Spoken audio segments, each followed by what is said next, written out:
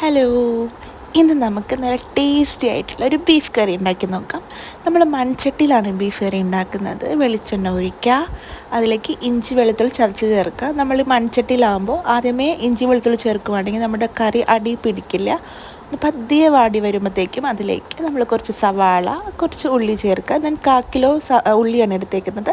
സവാള ഒരു ചെറിയ 2 സവാളയാണ് എടുത്തേക്കുന്നത്. കുറച്ച് ഉപ്പിടുവാണെങ്കിൽ പെട്ടെന്ന് തന്നെ നമുക്കിത് വാടിക്കിട്ടും. ഇതിലേക്ക് നമ്മളൊരു 5-6 പച്ചമുളക് കൂടി ചേർക്കുക. എന്നിട്ട് ഒന്ന് വഴറ്റിയെടുക്കുക.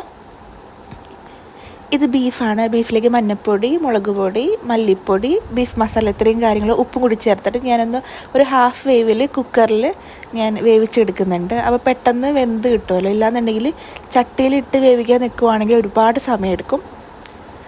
നമ്മുടെ ഉള്ളി സവാളയൊക്കെ ചെറുതായിട്ട് വഴന്ന് വന്നിട്ടുണ്ട്. ഞാൻ ഇതിലേക്ക് കുറച്ച് മസാല നേരത്തെ ചേർത്ത ബീഫിൽ ചേർത്ത മസാലയുടെ പകുതി മസാല മാറ്റി വയ്ക്കുക. അത് ഇതിൽ ചേർക്കാം. ഇതിലേക്ക് കുറച്ച് തക്കാളി ചേർക്കുന്നുണ്ട്. ആ ഒരു പച്ചമണം മാറുമ്പോൾ ഒന്ന് നന്നായിട്ട് വഴറ്റിയെടുക്കുക. ഇതിലേക്ക് എണ്ണ തെളിഞ്ഞ് വരും നന്നായിട്ട്. അപ്പോൾ എണ്ണ തെളിഞ്ഞ് ഇപ്പോൾ കാണാൻ പറ്റും നിങ്ങൾക്ക് എണ്ണ തെളിഞ്ഞ് വരുന്നത്. നന്നായിട്ട് ഉടഞ്ഞ് കഴിയുമ്പോൾ കണ്ടോ എണ്ണ തെളിഞ്ഞ് വരുന്നുണ്ട്. എണ്ണ തെളിഞ്ഞ് വന്നു കഴിഞ്ഞാൽ ഇതിലേക്ക് നമ്മുടെ വേവിച്ച് വെച്ചിട്ടുള്ള ബീഫ് ചേർക്കാം.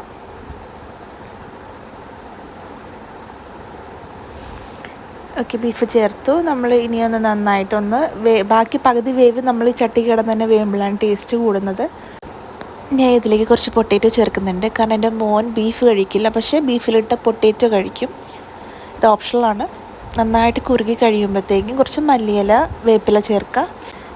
നമ്മുടെ ബീഫ് കറി ഓൾമോസ്റ്റ് റെഡി ആയിട്ടുണ്ട്. ഞാൻ കുറച്ചും കൂടി ഒന്ന് വഴറ്റിയെടുക്കുന്നുണ്ട്. ഓക്കെ, അപ്പോൾ വളരെ ടേസ്റ്റിയാണ് ഈ ഒരു കറി വരുന്നത്. എല്ലാവരും വീട്ടിൽ ട്രൈ ചെയ്ത് നോക്കാം. ടാറ്റാ.